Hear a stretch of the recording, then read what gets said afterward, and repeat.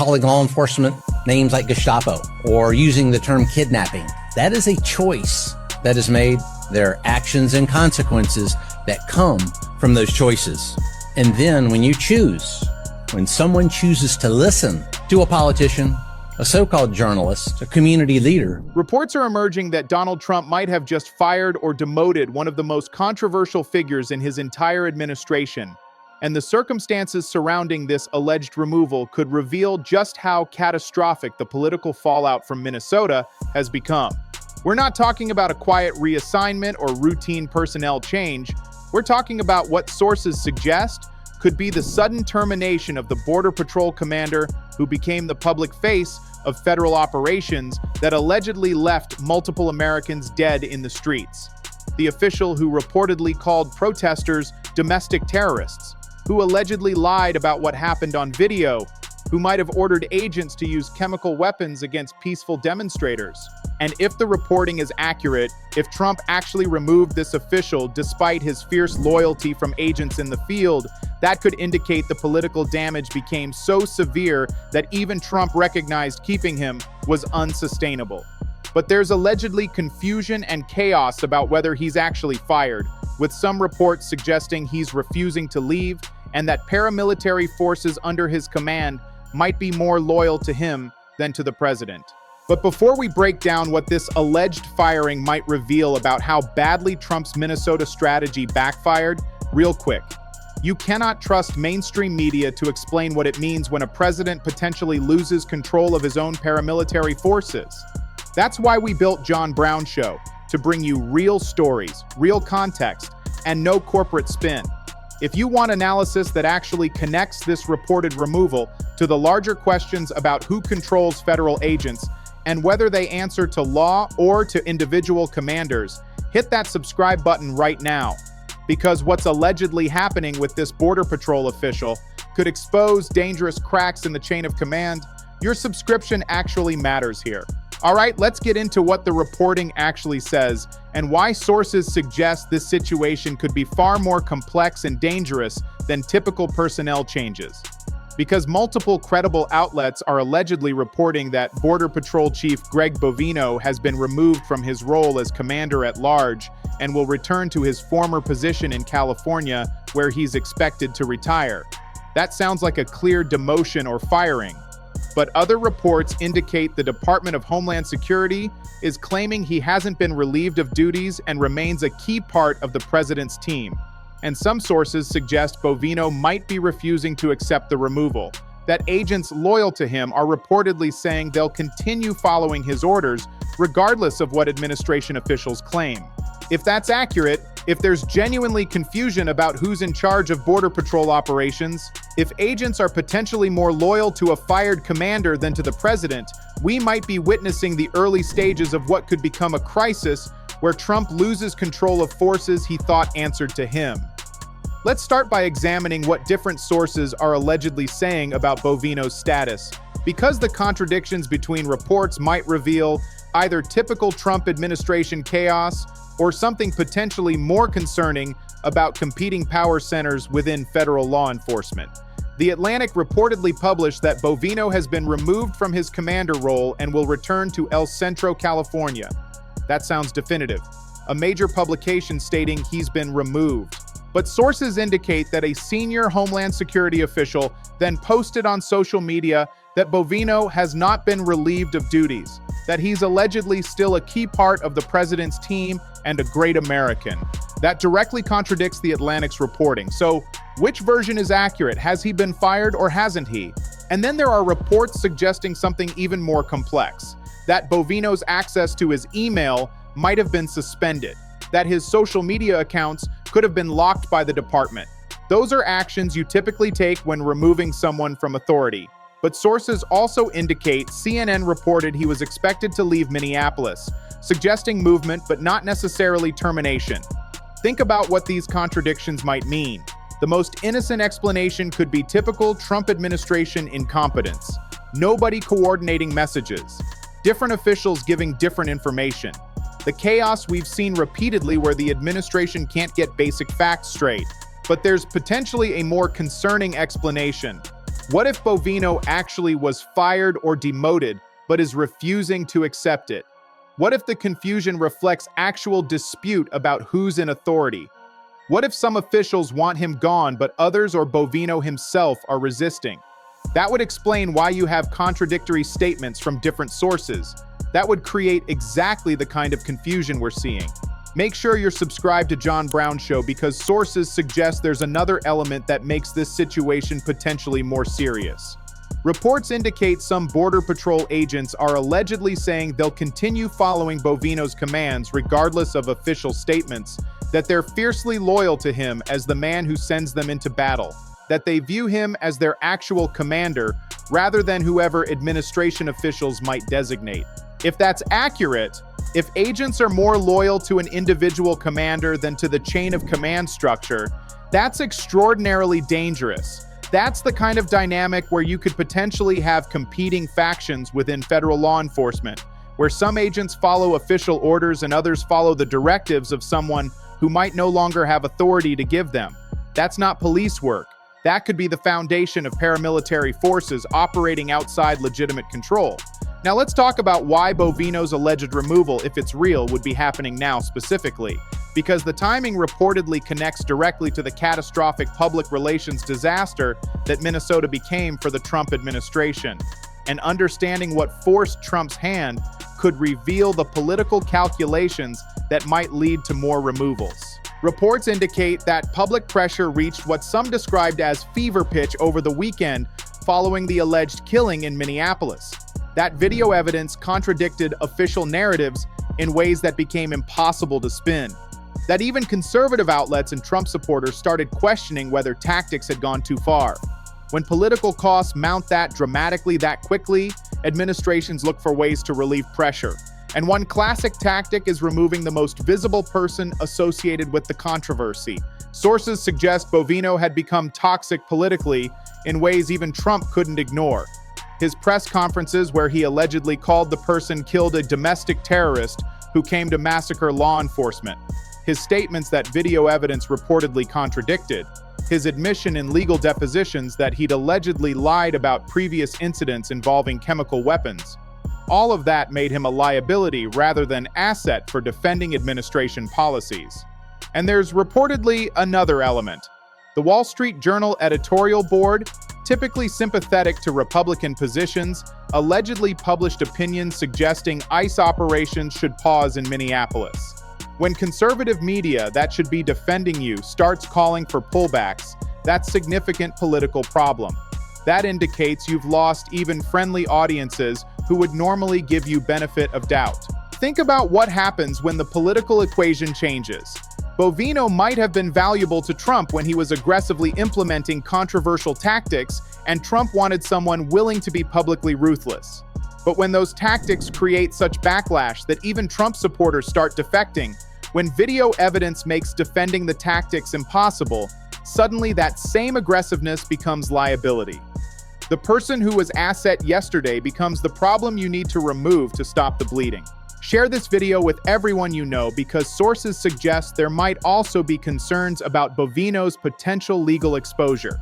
Federal judges have reportedly issued rulings documenting that he lied in depositions about previous incidents. If prosecutors eventually bring charges related to false statements or civil rights violations, having him in prominent command position creates problems for the entire administration. Better to move him aside before legal consequences materialize that could implicate others. But Bovino's alleged removal might not be isolated. Sources indicate reporting suggests that Homeland Security Secretary Kristi Noem and advisor Corey Lewandowski could also be at risk of losing their positions. If accurate, that would indicate Trump recognizes the entire Minnesota operation has become such disaster that multiple heads need to roll to contain the damage. Think about what Noem's vulnerability might mean. She's a cabinet secretary. Removing her would be major personnel action that requires finding replacement and going through confirmation.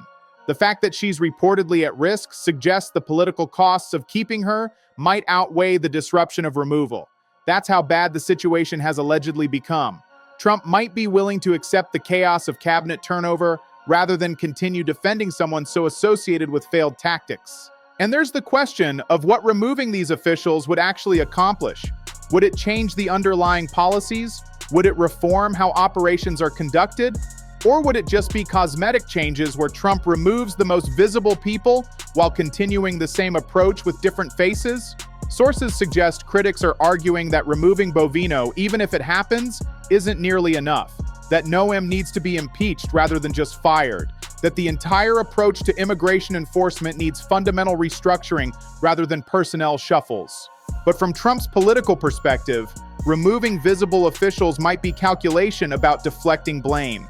If he can claim the problems were caused by bad individuals rather than bad policies, if he can suggest he's taking corrective action by removing those individuals, maybe he relieves some political pressure without actually changing the substance of what's happening. That would be classic Trump. Make dramatic-looking changes that don't alter underlying reality, but create impression of responsiveness. Make sure you're subscribed because there's reportedly another dynamic at play. Some sources suggest Trump might be angry at how Bovino's public statements created problems, that Trump might believe Bovino's press conferences and interviews generated unnecessary controversy that competent communications could have avoided. If Trump thinks Bovino made the situation worse through poor messaging rather than the situation being inherently indefensible, that creates motivation for removal that's about Trump's political interests rather than actual accountability. But what might make Bovino's position ultimately untenable isn't just bad optics. Sources suggest it's the documented pattern of lying that federal judges have already ruled on, and that video evidence from Minnesota might have added to. When your credibility is so destroyed that even your own Justice Department officials won't defend your characterizations, you become impossible to keep in prominent positions. Reports indicate that during legal proceedings related to previous operations, Bovino allegedly admitted under oath that he lied about when he was struck by a rock during protests in Chicago, that he initially claimed he was hit before deploying chemical weapons, then admitted in deposition it happened after. That's not misremembering details. That's allegedly fabricating justification for using force and then getting caught by his own testimony. And sources suggest the Minnesota situation created similar dynamics. Bovino allegedly claimed on camera that the person killed came to massacre law enforcement, that he had loaded magazines and no identification suggesting intent to do maximum damage. But video evidence that emerged might contradict those characterizations. Multiple angles reportedly showing the person holding a phone to record rather than brandishing a weapon. Evidence that agents removed a holstered firearm rather than the person threatening them with it. Think about what happens when lies become that blatant and documented. When federal judges rule you lied under oath. When video contradicts your public statements. When even your own department's officials distance themselves from your claims, you lose all credibility. And someone without credibility can't effectively do a job that depends on public trust and legal authority. That might be what finally made Bovino's position untenable, regardless of his loyalty to Trump or agents' loyalty to him. Share this with everyone because there's reportedly another element. Multiple people have allegedly died during operations Bovino commanded or participated in. Not just in Minnesota, but in other cities where he led enforcement actions. Each death creates potential civil liability. Each controversial incident generates lawsuits. Having someone in command who's already been documented lying in legal proceedings creates enormous exposure when new incidents occur. From risk management perspective alone, keeping him might be indefensible. But here's where this situation could become genuinely dangerous rather than just politically embarrassing. Sources indicate there are reports that Border Patrol agents are allegedly refusing to accept Bovino's removal and saying they'll continue following his orders. If that's accurate, if agents are more loyal to individual commanders than to legitimate chain of command, that's not law enforcement anymore. That could be paramilitary forces operating outside institutional control. Think about what that dynamic means. In professional law enforcement, officers follow the chain of command regardless of personnel changes. When someone gets reassigned or fired, their subordinates follow orders from whoever assumes authority. Personal loyalty to removed leaders doesn't override institutional structure. But if agents are saying they'll only follow Bovino regardless of official designations, that suggests they view themselves as his personal force rather than government employees operating under legal authority. And sources suggest this connects to broader concerns about how these operations have been structured. Reports indicate agents have been deployed from various locations to cities where they have no local knowledge or accountability, that they're allegedly paid substantial bonuses for enforcement actions, that they might operate under claimed emergency authorities that bypass normal constitutional protections, that they wear masks, making identification difficult. All of that could create forces that function more like private armies than legitimate law enforcement. If Bovino actually was removed, but agents loyal to him refuse to recognize that removal, what authority do those agents have to continue operations? Under whose orders are they acting? If Trump or Homeland Security officials try directing them differently and they refuse, who controls what they do? These aren't theoretical questions if reporting about agent loyalty to Bovino is accurate. These are practical problems about who commands forces on American streets. Now, there's potentially an even more concerning element. If Trump actually loses control of forces he thought answered to him, if commanders develop followings so strong that removing them doesn't end their influence, that creates precedent for future situations where presidents can't actually control the federal agents nominally under their authority. That's extraordinarily dangerous for any administration, regardless of party or policy preferences. But sources suggest that even if Bovino has been fired or demoted, critics are arguing this represents nowhere near adequate accountability for what's happened. That individual personnel changes don't address systemic problems with how enforcement is being conducted. That real accountability would require prosecutions, structural reforms, and fundamental rethinking of the entire approach. Reports indicate Congressman Robert Garcia, ranking member on House Oversight Committee, stated that while Bovino's removal would be welcome news, it changes nothing fundamentally. That Secretary Noem must be impeached, that the entire enforcement apparatus needs restructuring, that cosmetic personnel changes don't address the underlying authoritarian tactics that created the crisis. And there are reportedly calls for criminal prosecutions.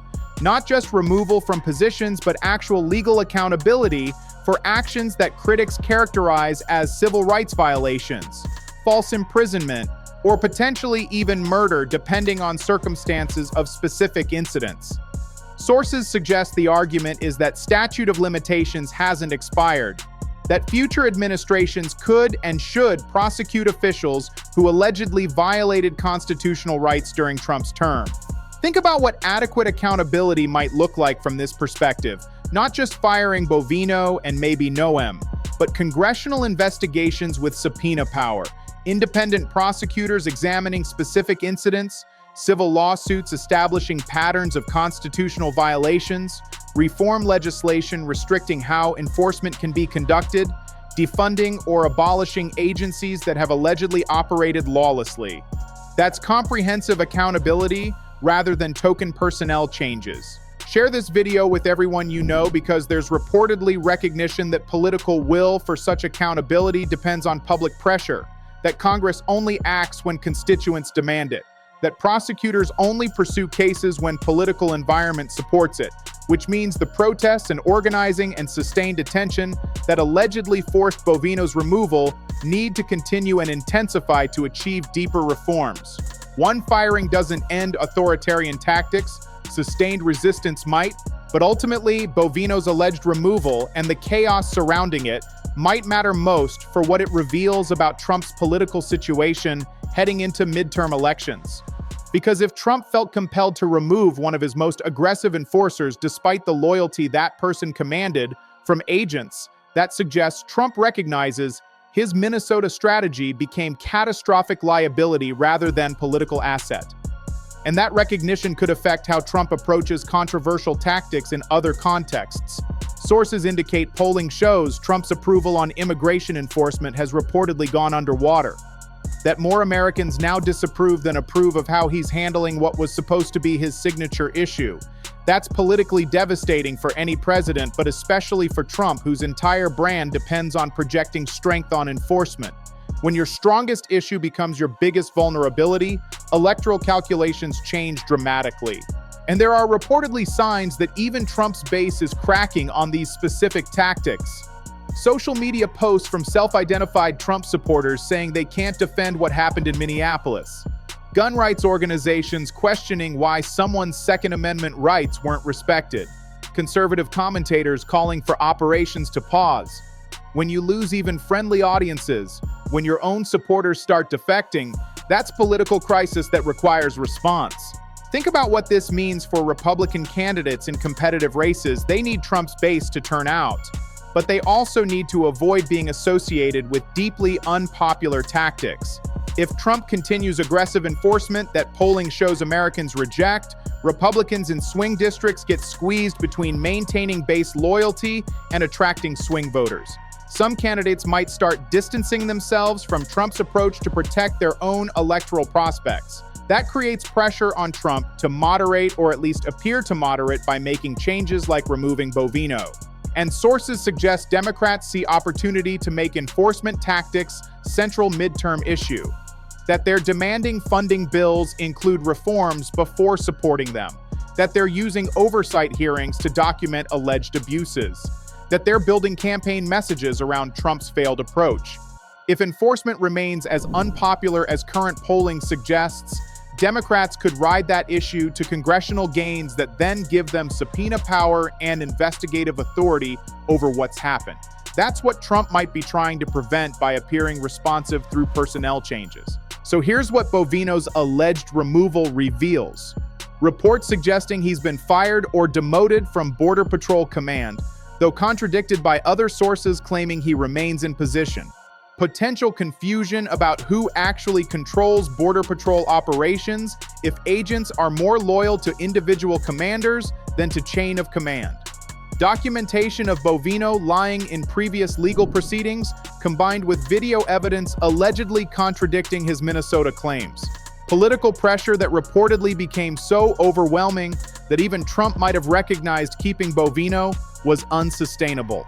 And broader questions about whether personnel changes address systemic problems or just provide cosmetic appearance of accountability. The implications could extend far beyond one official's status. If Trump actually loses control of forces he thought answered to him, if commanders develop such strong followings that removing them doesn't end their influence, that creates dangerous precedents for any administration. If agents are more loyal to individuals than institutions, you don't have law enforcement under legitimate authority. You potentially have paramilitary forces operating outside control.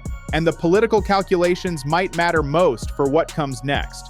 Trump allegedly recognized Minnesota became catastrophic enough to require dramatic action. Whether firing Bovino, if that's what happened, actually changes underlying tactics remains to be seen. Whether it relieves political pressure or just temporarily deflects it, depends on what happens in coming weeks. Whether it prevents or encourages further resistance depends on whether people view it as adequate accountability or inadequate symbolic gesture. Again, we're covering every development in this situation. Every clarification about Bovino's actual status, every indication of whether other officials face removal, every sign of whether this represents genuine reform or just chaos and confusion masquerading as personnel management. This could be either the beginning of accountability for authoritarian tactics or just another example of Trump administration dysfunction, where nobody knows what's happening. Stay tuned.